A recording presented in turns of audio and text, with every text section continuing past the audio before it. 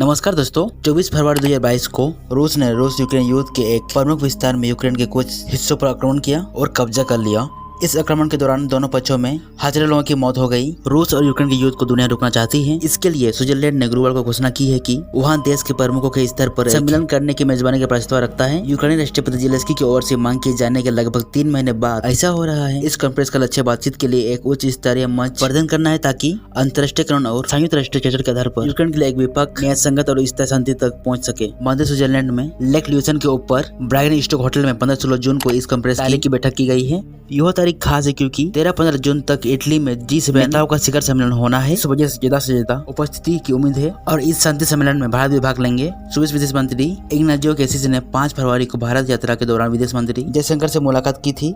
इस दौरान उन्होंने भारत के शामिल होने की उम्मीद जताई थी। इसके बाद मार्च में जेलेंस्की ने पीएम मोदी के साथ फोन से बात की। बाद में सम्मेलन में भाग लेने के लिए भारत को निमंत्रण देने के लिए यूक्रेन विदेश मंत्री दिमित्री कुबेला की यात्रा हुई। स्विस सरकार ने कहा कि 15 फरवरी को राष्ट्रपति जेलेंस्की की बर्न यात्रा के दौरान स्विट्जरलैंड और यूक्रेन शांति की दिशा में अगले कदम में चर्चा की। यूक्रेन के अनुरोध पर स्विट्जरलैंड एक हाई लेवल सम्मेलन की मेजबानी करने पर सहमत हुआ। जून 2024 में स्विट्जरलैंड संभवतः यूक्रेन की शांति पर बातचीत से जुड़ी चर्चा का अवसर प्राप्त करेगा।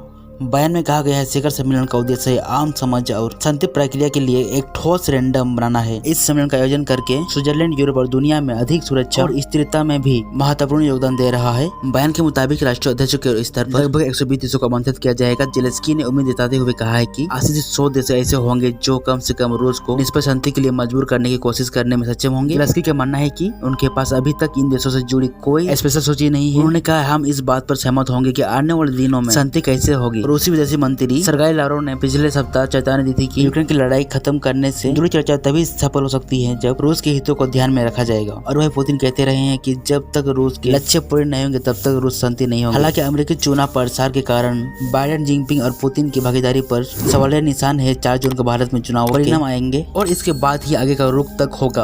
आपको क्या लगता है दोस्तों, क्या यूक्रेन और रूस आपस में समझौता कर लेंगे? अपना डॉक्यूमेंट सेक्शन में जरूर बताना। तब तक के लिए जय हिंद। मिलते हैं आपसे नेक्स्ट वीडियो में।